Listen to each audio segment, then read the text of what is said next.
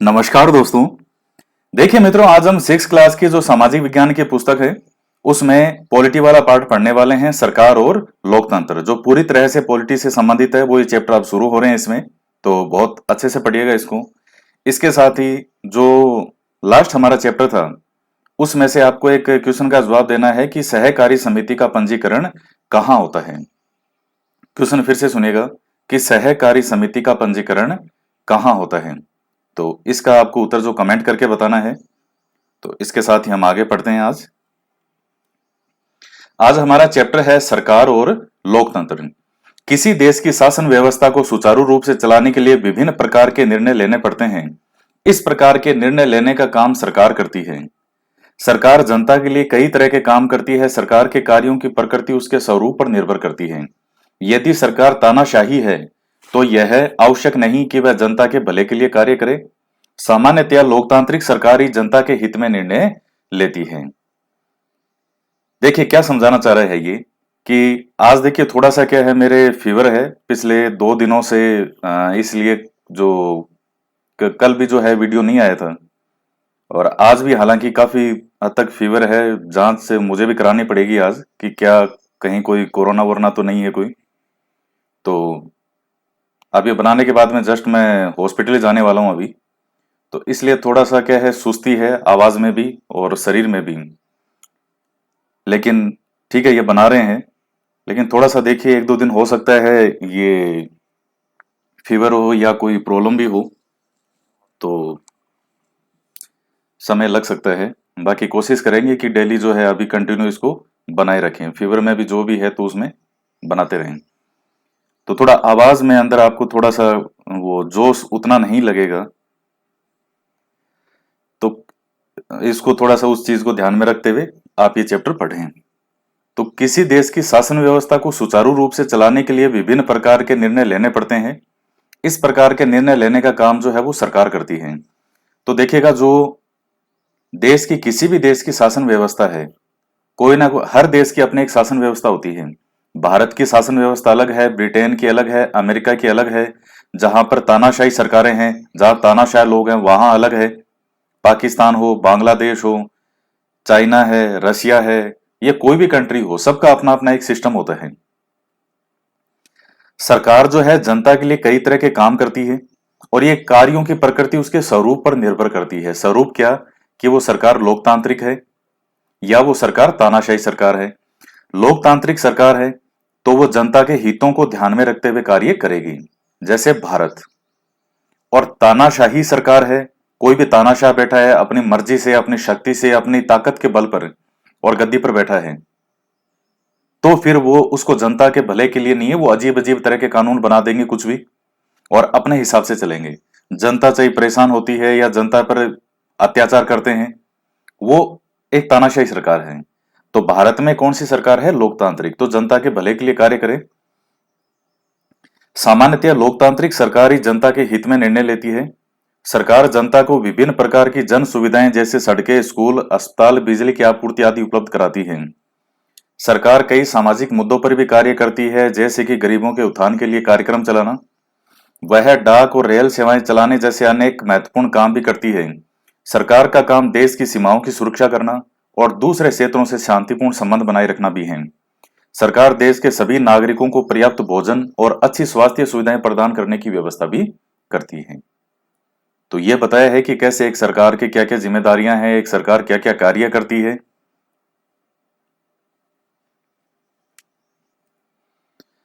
देखिए मित्रों, कोई भी अगर सरकार हो, चाहे किसी भी देश की हो, अब जैसे मान लीजिए भारत की सरकार है, तो चाहे किसी भी पार्टी की सरकार बनती हो, कोई भी पार्टी हो, कभी कोई पार्टी है, कभी कोई पार्टी है, कुछ सरकारों के कुछ काम ऐसे होते हैं जो बेसिक होते हैं। वो काम अगर वो सरकारें करती है तो वो एक अच्छी सरकार मानी जाती है, चाहे कोई सी पार्टी की हो और चाहे किसी भी देश की सरकार हो। जैसे शिक्षा, शिक्षा को लेकर के उस सरकार के क्या क्या कार्य हैं, क्या क्या उसकी पॉलिसी है। इसके अलावा बेरोजगारी को दूर करना, यानी ज्यादा से ज्यादा रोजगार का सृजन हो, ज्यादा से ज्यादा रोजगार सृजन, तो ये उसका मुख्य काम होता है।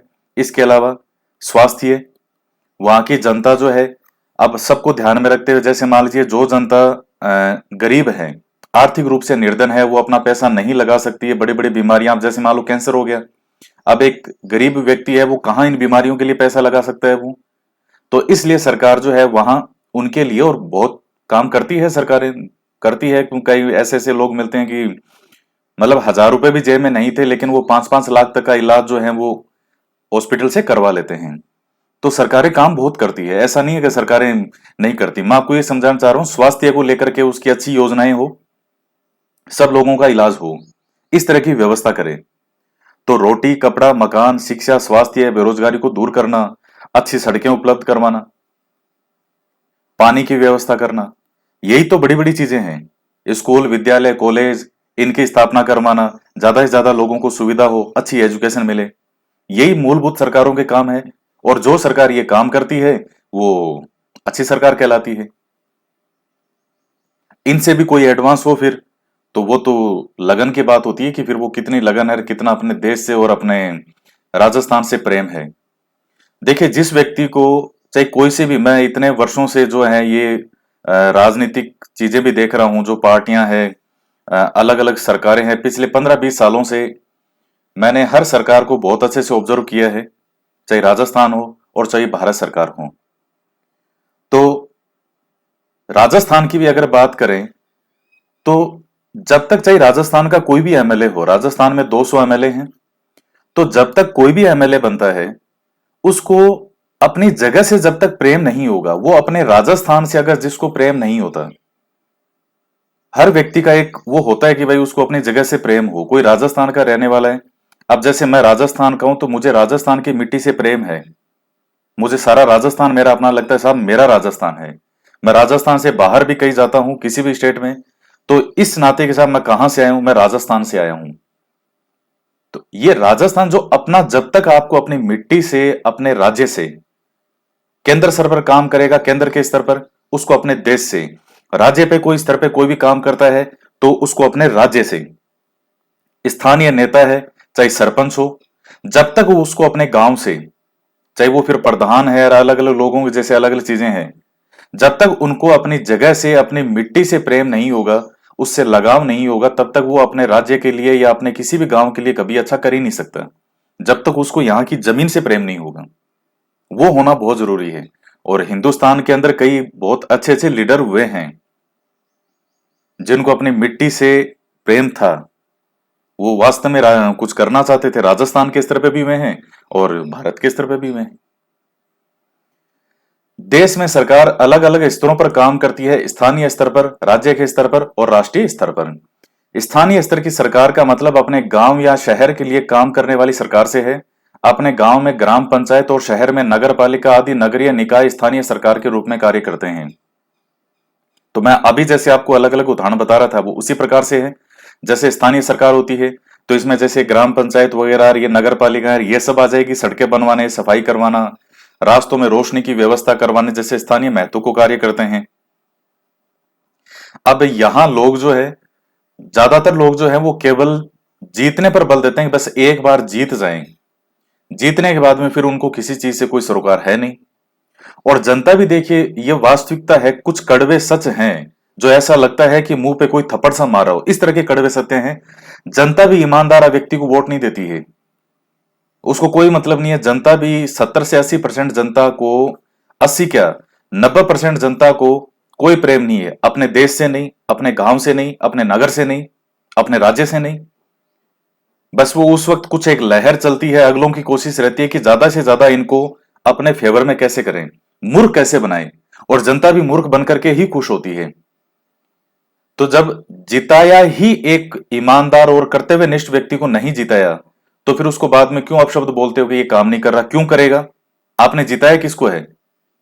आप देखते हैं कितने बड़े बड़े क्रिमिनल, 30 से 35% आज हार्डकोर क्रिमिनल जीते हुए बैठे हैं। 30 से 35% हार्डकोर क्रिमिनल, जिन पे मर्डर, रेप, पता नहीं कैसे कैसे चार्जेस हैं, चाहे केंद्र हो और चाहे राज्य हो, ऐसे ऐसे लोग जीत, 30 से 35%। कुछ जगह आंकड़ा कम ज्यादा हो सकता है ये। उनको वोट देने वाला कौन है? वोट देने वाली तो जनता ही है। मैं कई बार ये सोचता हूं, मेरे पास बहुत अच्छे अच्छे व्यूज हैं, चाहे किसी भी स्तर पे मुझे कार्य दिया जाए, लेकिन आज मैं ये सोच लो, मान लो एक बात ही कह रहा हूं वैसे, अगर मैं सोच लो कि मुझे चाहिए, मान लो चाहिए आप शिक्षा मंत्री बनाओ, शिक्षा का मुझे बहुत शौक है, मैं चाहता हूं कि शिक्षा में पूरे जीवन मेरा इसी में निकले, शिक्षा से संबंधित, चाहे शिक्षा मंत्री बना दिया जाए, सिर्फ 5 साल मेरे हाथ दे दे, सिर्फ 5 साल, उस 5 साल के अंदर मेरे पास ऐसी योजनाएं और वो क्षमता है कि मैं पूरा कायापलट कर सकता हूं, पूरी शिक्षा व्यवस्था का, पूरी नौकरी का, सरकारी हो चाहे रोजगार सर्जन हो। लेकिन पहले तो मजाक उड़ाएंगे, ओहो यही है चुनाव में, सबसे पहले तो आस पड़ोस वाले मजाक बनाते हैं, वोट कौन देगा, कुछ बच्चे जिनको निष्ठा होगी मेरे में वो वोट दे देंगे और बाकी वोट ही नहीं देंगे साहब। वो वोट किसको देंगे, हमारा आदमी कौन है, वो तुम्हारा आदमी ना कभी पहले था और ना कभी होगा, लेकिन वो जिताते हैं उसको और हर बार फिर रोते हैं, यही नियति है।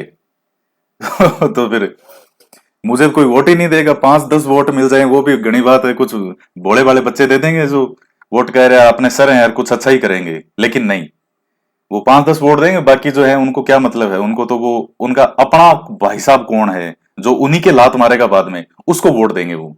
तो हालांकि ऐसी चीजें हैं, इन पर क्या बोलना, कोई लोग ना समझे है ना समझेंगे, ये ऐसे ही चलता रहेगा ये। राज्य स्तर की सरकार का मतलब है वह सरकार जो एक पूरे राज्य के लिए कार्य करे, जैसे हमारी राजस्थान सरकार। राष्ट्रीय स्तर की सरकार का संबंध पूरे देश से होता है, जैसे हमारी भारत सरकार। तो ये कुछ बेसिक सी बातें हैं, स्थानीय स्तर की ये आपने देख ली, आप उसको स्थानीय स्तर की सरकार कह सकते हो, जैसे पंचायत स्तर पे है, नगर पालिका स्तर पे है। और राज्य स्तर की सरकार, जैसे मान लीजिए अभी राजस्थान की बात करें, अभी राजस्थान के अंदर जो चल रहा है, तो वो राजस्थान सरकार है हमारी, और राष्ट्रीय स्तर की जो सरकार है वो है भारत सरकार। तो राज्य स्तर में अभी गहलोत जी हैं, श्रीमान अशोक गहलोत जी जो हमारे मुख्यमंत्री हैं, और भारत की सरकार की बात करें तो अभी हमारे प्रधानमंत्री जी हैं नरेंद्र मोदी जी। सरकार और कानून, सरकार कानून बनाती है जो देश के सभी नागरिकों पर समान रूप से लागू होते हैं। सरकार कानून के माध्यम से काम करती है, हमारे पास कानून बनाने और उसे लागू करने की शक्ति होती है। सरकार को यह शक्ति जनता अपने वोट के माध्यम से प्रदान करती है। हम यह जानते हैं कि वाहन चालकों को सरकार द्वारा निर्धारित सड़क सुरक्षा कानूनों का पालन करना चाहिए। अगर कोई कानून तोड़ता है तो उसको जुर्माना भरना पड़ता है और जेल की सजा काटनी पड़ती है, कोई भी दोनों में से। अतः सरकार की कानून लागू करने की शक्ति का उदाहरण है। तो देखिए, सरकार कोई भी काम करती है तो वो देश के नागरिकों पर समान रूप से लागू होता है। जैसे मान लीजिए कोई ट्रैफिक सिग्नल है, आप उस ट्रैफिक सिग्नल है, रेड लाइट है, और अगर आप उसको क्रॉस करते हैं तो वहां ट्रैफिक पुलिस होती है, वो अगर आपने लाइन क्रॉस की वो पकड़ के आपका चालान काट देगी, साहब ये लो।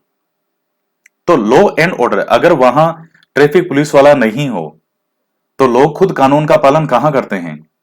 आप खुद देखते हैं कितने लोग हैं जो ट्रैफिक, उधर वो एक, आप कभी भी देख लेना, ट्रैफिक पुलिस वाला एक जने को हमेशा पकड़ के रखेगा, कोई ना कोई होगा जिसका वो चालान काट रहा होगा। वो एक उदाहरण होता है सबके लिए कि भैया आगे लाइन है, सोच समझ के क्रॉस करना, अगर तुमने क्रॉस किया तो फिर तुम्हारा भी चालान कटेगा। तो व्यक्ति भय के कारण कानून का पालन करता है।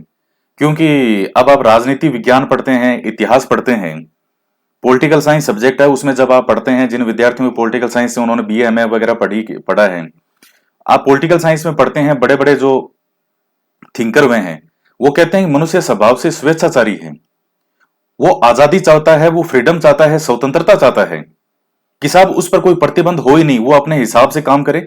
कोई कानून लॉ ऑर्डर का पालन व्यक्ति स्वेच्छा से कभी नहीं करना चाहता। दंड का जो भय होता है, चाहे वो शारीरिक भय हो और चाहे आर्थिक भय हो, वो भय व्यक्ति को लॉ का पालन करने के लिए मजबूर करता है। आप लॉ एंड ऑर्डर हटा के देख लो, 24 घंटे के अंदर पूरा देश बदल जाएगा, देश ही खत्म हो जाएगा 24 घंटे में, अगर लॉ एंड ऑर्डर आप खत्म करके देख लो तो ये वाहन चालक वाला, ये आप समझ गए।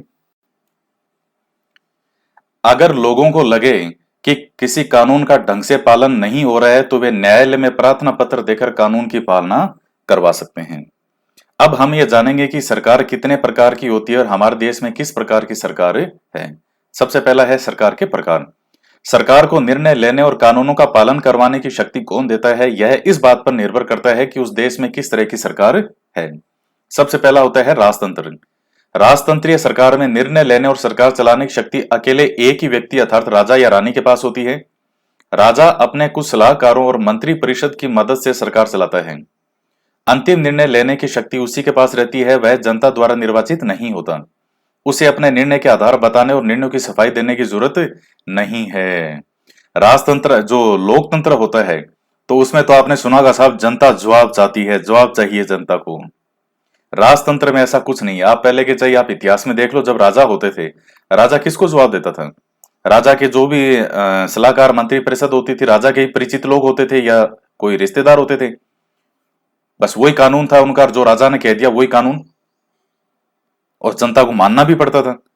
लेकिन लोकतंत्रात्मक जो स्थिति होती है, उसमें ऐसा नहीं होता, उसमें जवाब देना पड़ता है। तो सभी जो है, जो भी ये पार्टियां होती है, पॉलिटिकल पार्टी होती है, इनके वो होते हैं, कौन क्या नाम लेते हैं, वो जो हमेशा कोई भी बात रखने के लिए आगे आते हैं और वो हमेशा उस पार्टी की तरफ से बयान देते हैं। तो ये लोकतंत्र के अंदर जो है वो आपको जवाब देना पड़ता है कि आपने जो नीतियां बनाई देश के लिए, वो कितनी सफल रही, सफल नहीं रही तो क्यों नहीं रही, कितनी परसेंट सफल हुई, क्या चांस है भविष्य में, इस तरह से होता है। स्वतंत्रता के पहले देश में विभिन्न स्थानों पर इस प्रकार की राजाओं की सरकारें थी। ऐसी सरकार को बनाने में जनता की भागीदारी नहीं थी अथवा नगण्य होती थी। तो राजतंत्र का तो एक अलग ही सिस्टम था, जो 1947 से पहले आप देख भी सकते हैं। जो रियासतें होती थी, चाहे राजस्थान की रियासतें हो चाहे भारत की रियासतें थी। तानाशाही सरकार, यदि सरकार विभिन्न हितों के बीच टकराव को बलपूर्वक दबाकर किसी एक हित को जबरदस्ती से लागू करती है, तो ऐसी सरकार तानाशाही होती है। तानाशाह शासक जनता के प्रति जिम्मेदार नहीं होता।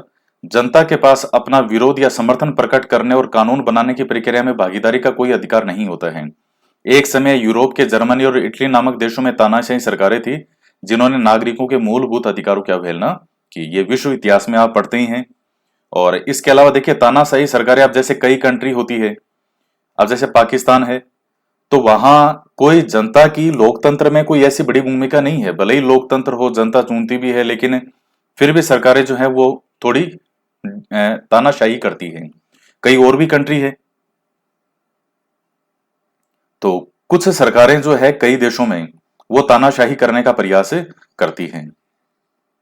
लोकतांत्रिक सरकार, अब जैसे मान लीजिए चाइना है, लेकिन चाइना के अंदर इतना बड़ा कंट्री है, लेकिन फिर भी जो वहां के नेता हैं, ये जिनपिंग पिंगपिंग, ये कई जो हैं, ये अपनी ही डिक्टेटरशिप चलाते हैं। ये आप चीन के अंदर विरोध करके देख लो, आप कोई सड़कों पे सड़कें जाम करके देख लो, ऊपर निकाल देंगे साहब, ट्रक ऊपर चढ़ा देंगे।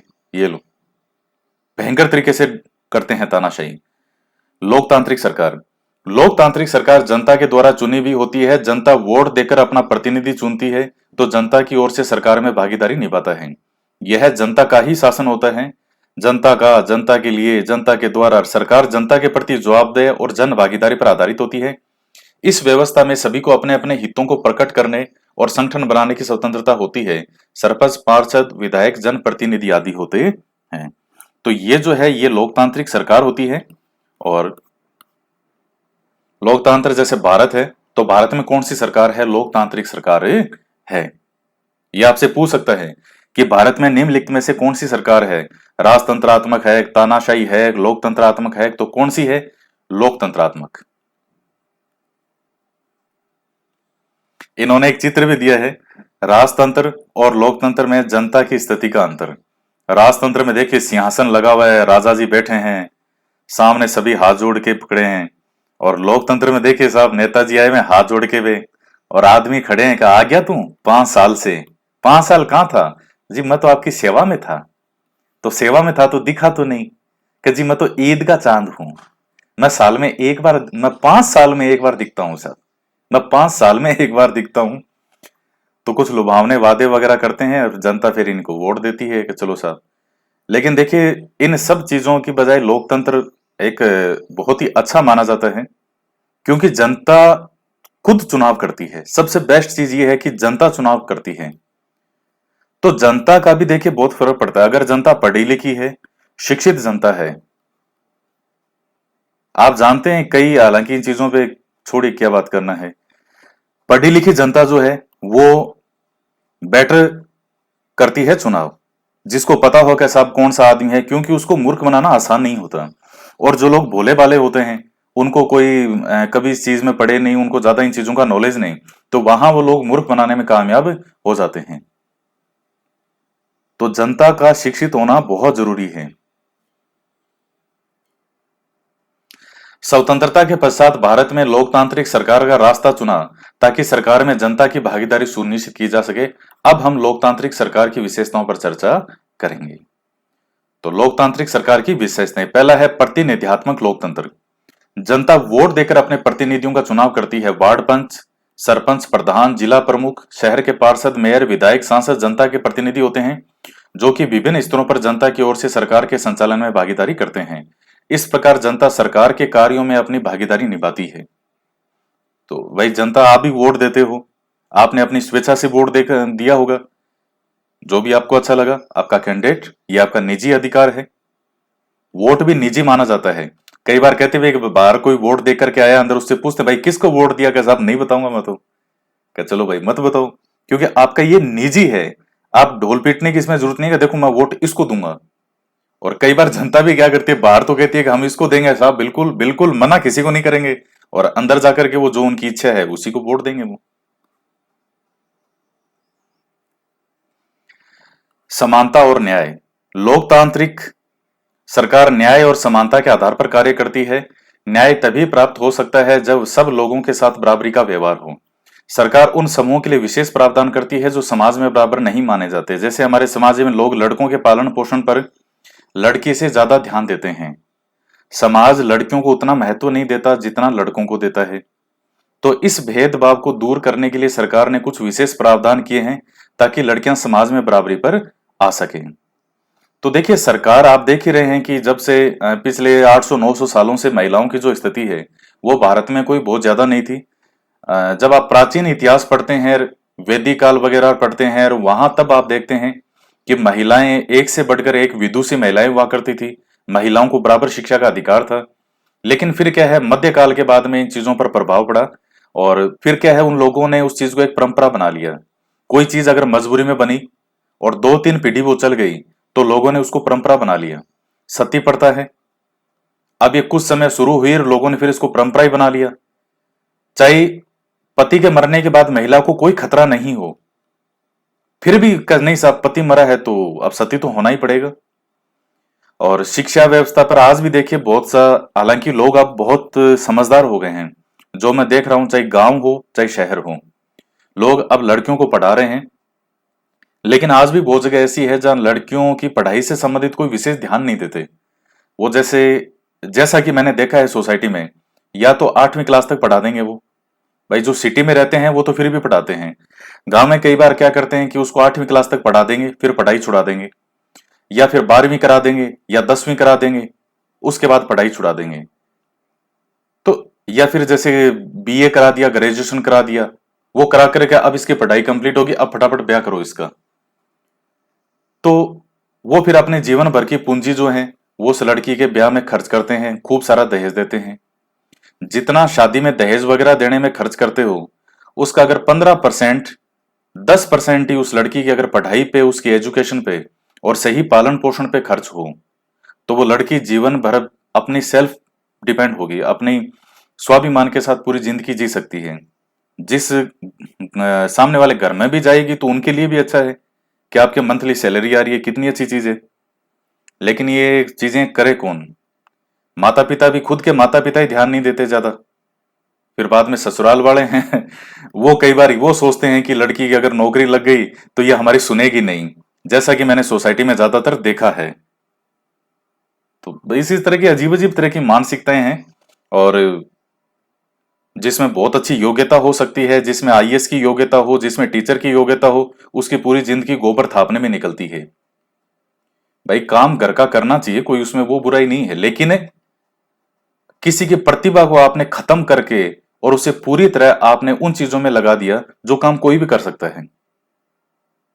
तो है, चीजें हैं समाज की, क्या है समाज का, ऐसा ही समाज है, सब एक थैली के चट्टे बट्टे हैं। सरकार का चुनाव 18 वर्ष की आयु पूरी कर चुके देश के सभी वैश्विक नागरिक समानता के आधार पर वोट देकर करते हैं। जनता को एक व्यक्ति एक वोट एक मोल के आधार पर सार्वभौमिक वैश्विक मताधिकार प्राप्त है। जागरूकता और जवाबदेही। लोकतांत्रिक सरकार की जनता के प्रति जवाबदेही होती है, क्योंकि लोकतंत्र में ही जनता ही सरकार को चुनती है। मैंने कहा था, आपको क्या बताया था कि जनता जवाब चाहती है, साहब जवाब दो जवाब। तब ये प्रेस कॉन्फ्रेंस रखते हैं, कोई मीटिंग रखते हैं, उसमें सारे सवाल पूछते हैं और वो जवाब देते हैं। देश में जनता को सूचना का अधिकार दिया गया है। इस कानून के तहत कोई भी व्यक्ति सरकार की नीतियों, उनके कार्यों और आय व्यय के हिसाब की सूचना मांग सकता है। इससे सरकार के कार्यों में पारदर्शिता बढ़ी है और भ्रष्टाचार पर रोक लगी है। साथ ही सरकार और लोगों के बीच की दूरी कम हो रही है। समाचार पत्रों, रेडियो, टेलीविजन और इंटरनेट सेवा युक्त कंप्यूटर जैसे संचार के माध्यमों से मिली सूचनाओं के आधार पर देश के लोग विभिन्न विषयों पर आपस में विचार विमर्श कर सरकार के कार्यों के बारे में अपनी राय बनाते हैं। तो जैसे सूचना का अधिकार है, तो आप कोई भी सूचना मांग सकते हो कि साहब सूचना के भी हैं, उसके अलग अलग नियम है कि आप किस किस से सूचना मांग सकते हो, क्या क्या दायरा है, कितने दिन में नहीं दिया जाता तो किस पे जो है उसका वो लगेगा चार्ज, कितने दिन में आपको सूचना प्राप्त होनी चाहिए। लोक कल्याण। लोकतांत्रिक सरकार जनता के लिए होती है। सरकार जनता के कल्याण के लिए कार्य करती है। वह ऐसे कार्यक्रम और योजनाएं चलाती है जिनमें सभी लोगों का कल्याण हो। गरीब, कमजोर और पिछड़े लोगों के उत्थान के लिए विशेष प्रयास किए जा रहे हैं। सरकारी विद्यालयों में मध्याह्न भोजन की व्यवस्था, महात्मा गांधी नरेगा योजना के जरिए रोजगार देना, निःशुल्क दवा योजना आदि सरकार के लोक कल्याणकारी कार्यक्रम हैं। तो मैंने आपको बताया था सरकार के कुछ बेसिक चीजें होती है, वो काम सरकार के होने चाहिए। वो करती है तो वो एक अच्छी सरकार है, नहीं कर पाती तो वो कोई सी सरकार फिर अच्छी नहीं हो सकती। विवादों का समाधान।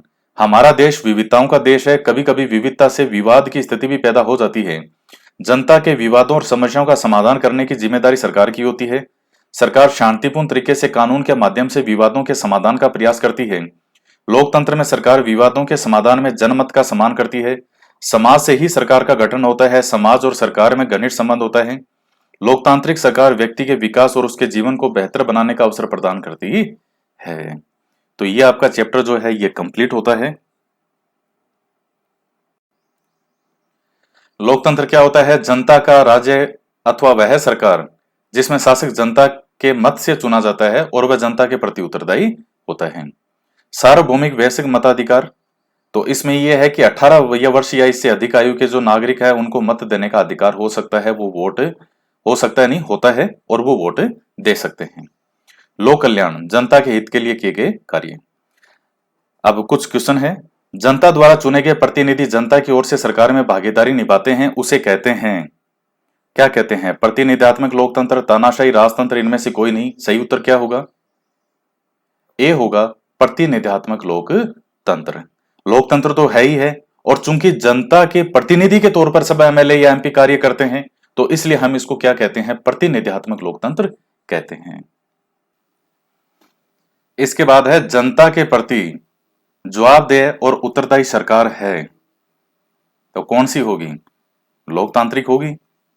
सरकार का चुनाव 18 वर्ष की आयु पूरी कर चुके वैश्विक नागरिक करते हैं। हालांकि ये तो आपको बताने थे, इसमें खैर मैंने बता दिया 18 वर्ष की आयु पूरी करते हैं जनता।